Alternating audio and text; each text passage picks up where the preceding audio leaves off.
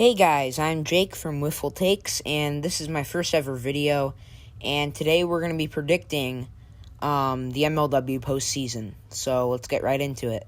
So to start off, I'm going to start off the American League, name all the teams there, and then we'll go to the National League, and then I'll give you your Cy Young candidates, your MVP candidates, and my actual predictions as well. So, starting off in the AL side... Starting off on the AL side, we have the Magic and Predators facing off against each other in the ALDS. That's going to be an interesting storyline, just with Jack Agner and the Predators.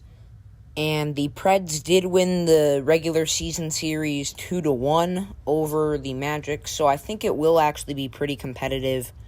But, so the winner of them will face the Wildcats, the number 1 overall seed. And I'll get into my predictions in a little bit, but Nick Saylor, a great pick by Kyle Schultz. You know, Kyle Schultz is the GOAT. No surprise that he made a great draft pick. Nick Saylor, without a doubt in my opinion, has been the best hitter in the draft so far. I think Jimmy Norp's a close second, but, I mean, this Wildcats team has been rolling. I'm just going to be honest. And Ryan Kelly, I know a lot of people don't think Ryan Kelly's the best, but he's not just walking this year. He's getting some solid hits, and I think over time you will see Ryan Kelly. I think just due to the amount of experience that he's going to gain, because Ryan Kelly's a guy that will come to every single game that the Wildcats have scheduled. You've seen this with Brendan Russell, with Alec Warda. Both those guys did not know they had no baseball experience, no nothing, and they started out earlier in the league, and they have come full form, and they have been phenomenal wiffle ball players. So I think you're starting to see that formation with Ryan Kelly, especially because he's a dedicated guy. He goes to every game. He's gonna start to be pretty solid in this league, and Kyle Schultz really has a main three. He's got a good solid team with himself, Nick Saylor, and Ryan Kelly. Purok, he hasn't been to as many games, so I don't think he's going to be much of a factor. And Aguilar really hasn't come to much games. I think those guys are more subs than anything. But I think you will expect the Wildcats to roll out with that 3-man roster and maybe sub in Purok. But Purok, he's not been having a great year. Honestly, I'd say Ryan Kelly's overtaken him in talent by now, just because of the fact that Ryan Kelly's came to games, he's come to games, and he's just getting the experience in, and Purok just hasn't been doing that. So, that's my thoughts on the Wildcats. The Magic, really, Jason Chadwick, I think he's a really solid player. And I think Jack Agner's solid, too. I think Liam Jackson's also a great guy. I think that's a great core three. It's just kind of funny because that was nothing like... with all these expansion teams, pretty much every single player that was on in 2019, unless you're the captain of the team, is pretty much gone. I'll get more into the Gators and D-backs when we get to them. But, for example, I don't know who they had. They had Kyle Hook, Cam Beaton, lots of guys. Bix Beaton, who's now on the Gators. Just a lot of guys that were there last year. They were trying to sub him in, and they did make it to the playoffs. And I think Kyle Hook and Cam Beaton really had a solid future in the league, but just not coming to games this year, I think really hurt them. I really don't see them having a future in this league. I think this is what the Magic are going with going forward. Jason Chadwick is a wiffle ball player, and Liam Jackson is a wiffle ball player. And Kyle Hook and Cam Beaton were kind of doing this for fun. They had stuff going on. They couldn't go. And, I think the Magic are a whole new team, and you could see their 2019 to 2020 transformation. They're just a completely different team. So, that's what I think about the Magic. And then the Preds, rolling out with the same 3-man roster, I'd imagine, for the playoffs. They didn't, I believe, correct me if I'm wrong, I believe they did not bring Swanson for that Wildcats series, and that was I don't want to say it was basically a playoff game, but it had a playoff atmosphere. And I don't see them bringing out James Swanson for this postseason. So expect the Preds to just roll with their three-man roster as usual. Ryan Kratch, Brendan Russell, and Alec Warda. A phenomenal trio, and I'd expect them to go far in the postseason, but we'll get into predictions in a little bit.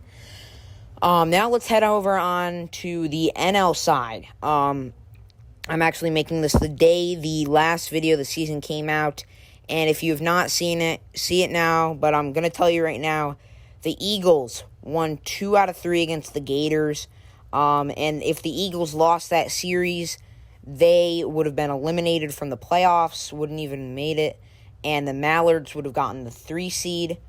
Instead, the Mallards are eliminated, and the Eagles get the 1 seed. So the Eagles had to win 2 out of 3 to not only make the playoffs, but they'd get the 1 seed. And if they didn't win 2 out of 3, they would have missed. But they made it and got the 1 seed. And that is now every single year, I believe, that we have had divisions, the Eagles have won. So the Eagles, what is this, their 4th? I believe this is their 4th division title in a row, and no other NL team has won it. Not the Mallards, not the Gators, not the D-backs. So congratulations to the Eagles. It was so fun seeing all these teams bunch together. The Eagles won the tiebreaker. They were 8-7. The Gators were 8-7. The D-backs were 8-7, and then the Mallards missed at 7-8. So just a really tight race there. But starting with the D-backs, where to start with them? They looked like the worst team in the league at the beginning of the season, and their only bright spot was Jimmy Norp. Jimmy Norp has been consistent throughout the entire season. I'm just going to be honest, and you got to look at this guy for not only Rookie of the Year, but for MVP. Batting, I believe, a .439 average. Has been phenomenal pitching. His stuff isn't the fastest, but boy, is it nasty. He has a super drop. He's all over the place. He's a great player, and he's led this team. Not Gavin Nareski. Jimmy Norp has led this team to this incredible comeback season. I think they were at 2-7, won their last 6, and they swept the Gators and the Mallards, and they're super hot. They're burning hot, and somehow they get the 2 seed. The Gators were sitting at 7-2, and the D-backs were sitting at 2-7. And the D-backs overtook the Gators for that 2 seed. So just unbelievable what a comeback they've made. And Jonah Heath, he looks like he has a real future in this league. A real future, I'm telling you. And Gavin Nareski, he looks like he's here to stay. I will admit he's a great manager. I know he's had some stuff going on that he couldn't make. I'm not going to blame him for that, but I just think Jimmy Norp's overall a better player, in my opinion. And personally, I think he should be the captain. But again, that's not up to Jimmy Norp. He isn't the captain. Gavin Nareski is, and that's probably not going to change. I think Gavin Nareski is here to stay as the captain. And, he's not terrible, but Jimmy Norp, he's just had a phenomenal season. And I think he really has been the leader of this team. Even though he's not the captain, he really has been the leader. So those are my thoughts on the D-backs. And again, you look, who'd you have? Mitchell Teal, Aguilar, Mason Jewell, all those guys along with Gavin Nareski were there last season. And Teal and obviously Aguilar got traded for Josh Lucier. And Mitchell Teal and Mason Jewell, they showed up for a few games this season, but as you see also with the D-backs in 2019, going from 2019 to 2020, they've had a whole different roster. It's completely changed. And, the D-backs making the playoffs last year, definitely a fluke. This year, it's not a fluke, ladies and gentlemen. They deserve that spot, and I'll get into my predictions in a little bit, but it's going to be interesting. Now moving on to the Gators. Brennan Jorgensen at the beginning of the year did look like an MVP candidate and without a doubt a Rookie of the Year candidate. But him missing that Diamondback series has killed them. And I mean it has killed them. It's killed this Gators team, it really has. Him not showing up for that game, it didn't give him more reps for the postseason and all that stuff, and it really hurt his MVP chances. But just going by the team's stances, you don't. Cheatham's got to start the first 2 games, and then you got to put Zerlag in. And Zerlag, if you watch the games, he's not confident in his pitching. He always tries to put someone in over him, and even after he started pitching, they ended up putting Bix Beaton in, so that's not a situation you want to have happen. And the Gators really limped into the postseason, and it's not looking good, especially now that you're facing a team you got swept to in the regular season who is red hot. I think the most interesting first-round matchup, and maybe the best matchup of the whole postseason besides the World Series, is this NLDS matchup, because this is 2 teams that are on exact opposite pace. The Gators started off the season really hot, and they ended really cold, and the Diamondbacks started off super cold, and they ended really hot. So this is just going to be a really interesting matchup, and the Gators, of course, they got Brendan Jorgensen, phenomenal pitcher, hitting. When I saw he only had 1 home run on the season in that home run he hit against the Eagles, I was shocked. I was sure he had at least 2-3 home runs, but I should check his average. I don't think it's too amazing, but maybe he's a contact hitter, but he's not the greatest hitter. And the Gators are set on pitching, and I honestly think Brennan Zerlag is the best hitter on this team. He's not a pitcher, he can focus on hitting. But I think this is a really solid team, and I honestly expected the Gators to beat the Eagles and have the Mallards slip into the 3 seed, but they didn't, and the Mallards got eliminated. And I'm just going to say right now, if the Gators had that 1 seed, I'd have them go into the World Series. I would. But just the fact that they limped, into the postseason, even after that Eagles series, it wasn't just the Diamondbacks being hot. That's really concerning if you're a Gators fan, and it's not looking great for them. And again, Brennan Zerlag, the captain in 2019, Nick Baker, in 2019, he was gone. The Ruley brothers, or maybe was it just Chris Ruley? I don't know. So guy with the last name Ruley, he's gone. Mark McGuire, he's gone. All those guys that were there last year pretty much are gone. And they just have a whole new face. So that's my thoughts on the Gators. Now I'll get to the Eagles. The Eagles clinched the 1 seed. Somehow, even after all this chaos this year, somehow the Wildcats and the Eagles get the 1 seeds. How about that? The 2 veteran teams, the first 2 ever teams in this league, they're going to get the 1 seeds and the byes in the 2020 postseason. So, my thoughts on the Eagles. Again, like every other Eagles team, they do pretty well in the regular season. They weren't as dominant as they usually are, but they won their division. Looked great in the regular season. They have the pitching. It's there. I'll get into their second pitcher in a minute. But, again, Daniel Schultz, clutch as ever. They don't have the hitting. They just don't. I will admit, I think Zach Whalen's a little underrated.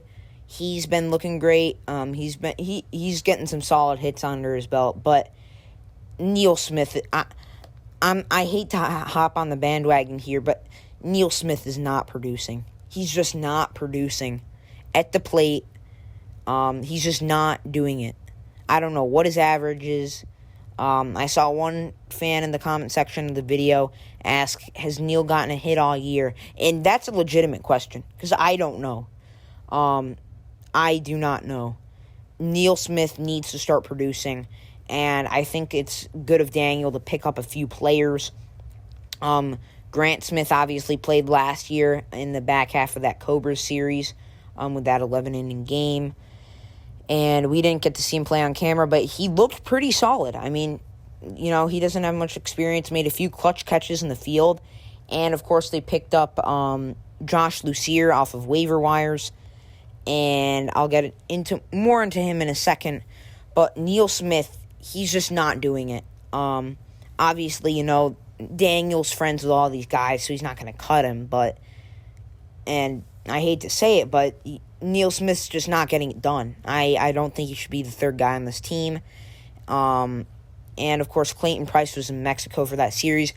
I'd assume he'd be back for the playoffs. Don't hold me accountable for that, though.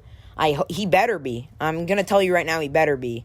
Because we'll talk about Josh Lucier right now. And listen, Josh Lucier, of course, got traded to the D-backs, didn't play all year. And this isn't really his fault because he didn't play all year. But, I mean, Josh Lucier, boy, he looked rusty. He did not look amazing. I expected him to come out, have some solid pitching. And, he didn't pitch horrible.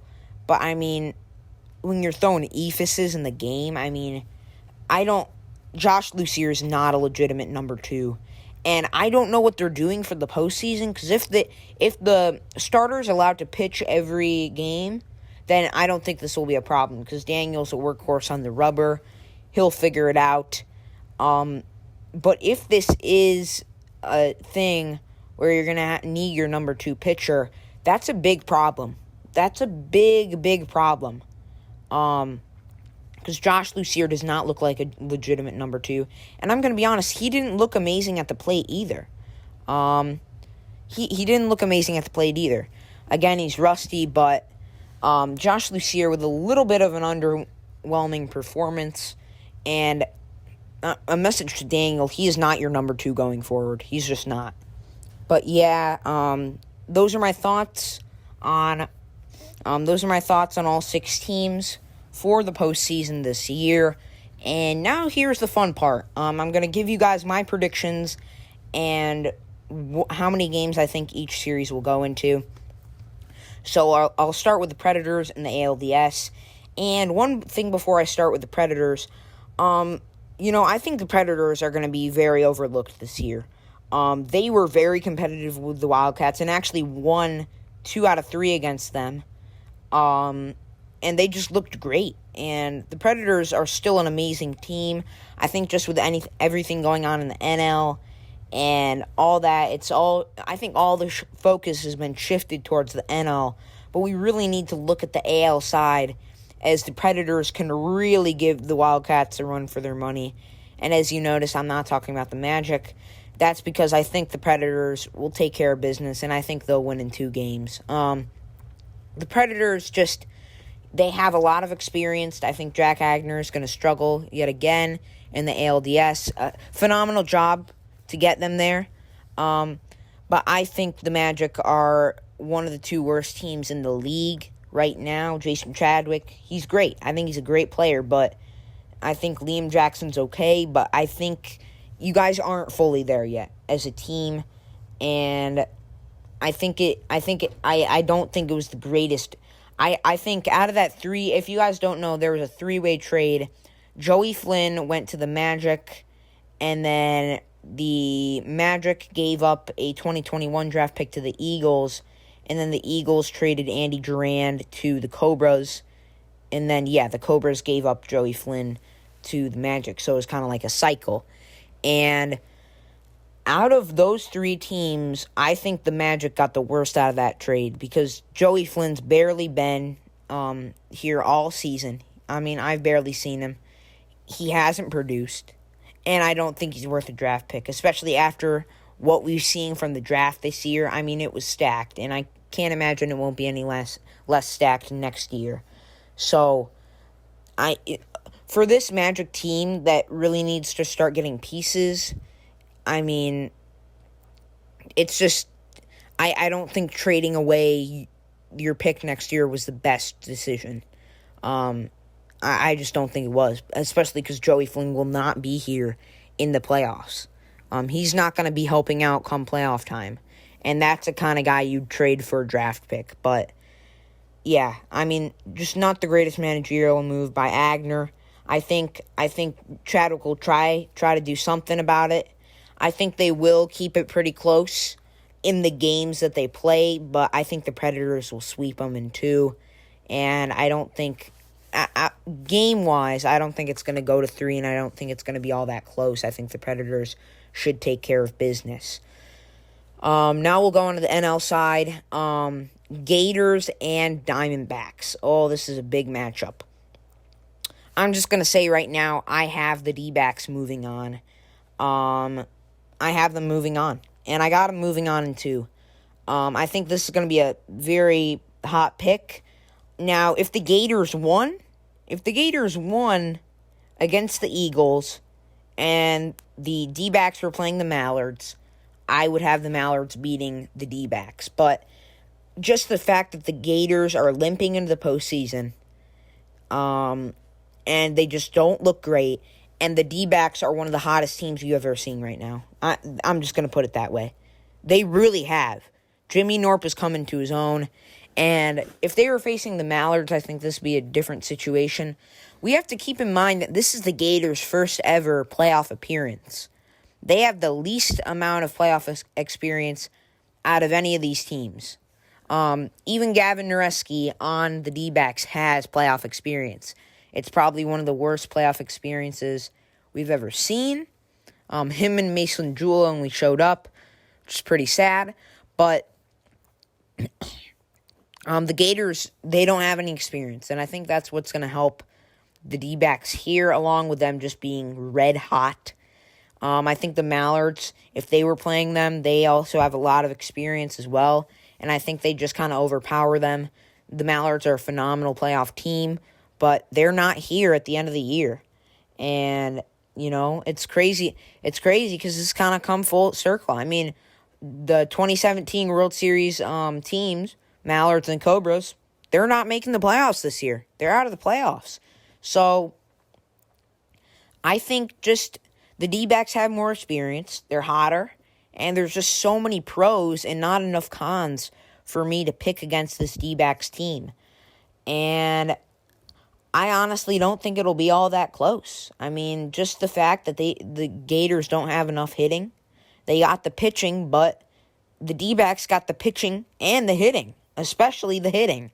Norp has gone off. Nareski's been drawing a lot of walks. And Jonah Heath has looked phenomenal at the plate. So, I don't know what the Gators are going to do. I will be shocked if this goes to 3 games. I really will. And I see no chance of the Gators winning this series. I don't. I got the D-backs moving on in 2 games. They're red hot. And I'm excited to see them later on in the postseason. So, that's that. Now we'll move over on to the ALCS side. In the AL, we got the Preds and the Wildcats here. And this is the first time, I believe, these two are facing off in the ALDS. Or in the ALCS, sorry. This is the first time they've ever faced off in the ALCS. And I've noticed a trend with the ALCS over the past 3 years that it has existed. Every single series, you go back to the Cobras, who are the 3 seed in 2017. They swept the 1 seed Wildcats in 2 games. And then the next year in 2018, after a heartbreaking loss by the Predators, the Cobras moved on.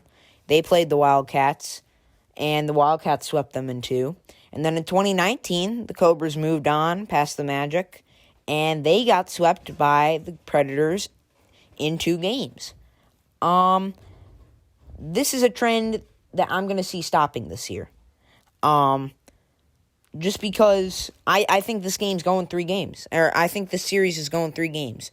The Predators are an amazing team. Lots of talent. Lots of experience. and the Wildcats just the same. And I just feel like this is a matchup that is it's going to be highly intense, and it's going to be a highly hyped up matchup.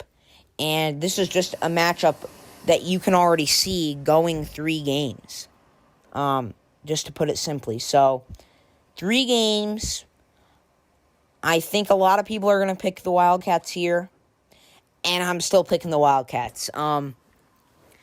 I'm picking the Wildcats, but I think a lot of people are going to expect the Wildcats to win this in 2.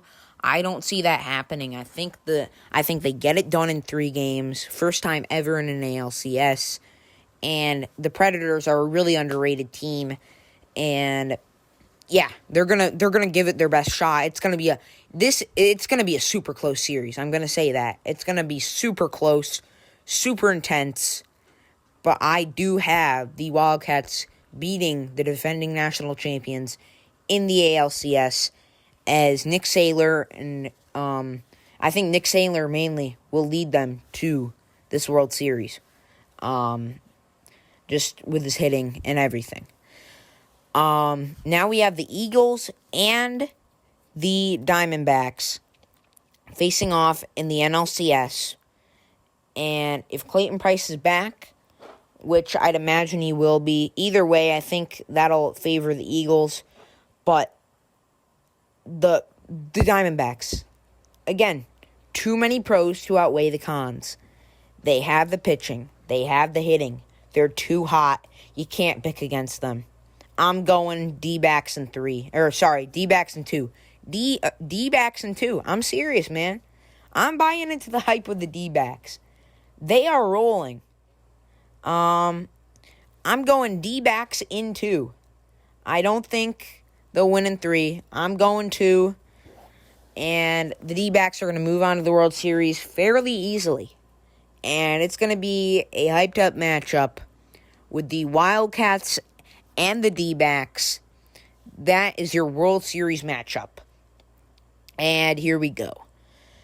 I'm going to have the Wildcats winning in 4. Where do I start with this matchup? I'm super excited for it. If it happens, I mean, this would be a great matchup. I really want to see this matchup. I think a lot of people would like to see the Wildcats face the Eagles in the World Series, just for old time's sake.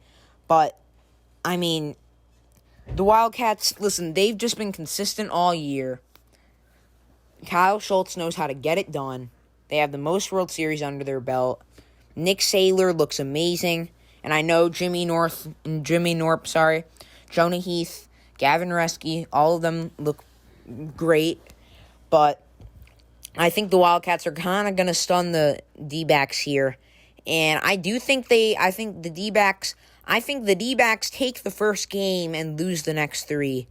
I think I believe that's how they go down. And the Wildcats I think they're just going to overpower them. And, with every hot streak, it usually comes to an end before they win the championship. You take the Titans, for example, in the NFL. I think that's kind of what's going to happen to the D-backs here. I think they're just kind of fall apart, crumble under the pressure. As the Wildcats, just a very experienced team. Ryan Kelly's been there before. And, yeah, that's my opinion. So, yeah, you guys can take a look at the bracket. That's my bracket right there. So, yeah, I got the Preds beating the Magic in 2. And then I have the Wildcats beating the Preds in 3, going to the World Series. And then I have the D-backs beating the Gators in 2, facing off against the Eagles. And I have the D-backs beating the Eagles in 2, and facing off against the World Series against the Wildcats. And then I have the Wildcats beating the D-backs in 4. There are my predictions. Your MVP for the year, even though I don't think a lot of people are going to want to admit it, it's going to be Kyle Schultz. If they win the World Series, without a doubt, in my opinion, the MVP will once again be Kyle Schultz. Again, he's the GOAT. Nothing more to say. Cy Young Cy Young, I mean, that's really up for debate. I think we got to really see what the pitching's like in the postseason. I think that's kind of hard to tell at this point.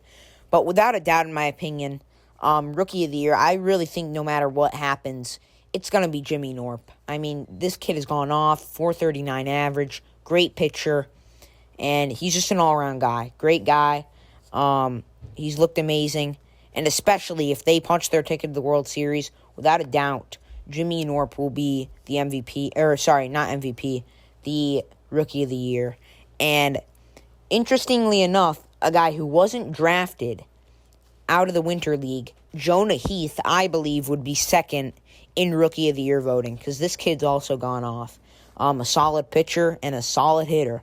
A really solid hitter, actually. So, yeah, those are my thoughts on the MLW postseason and my predictions.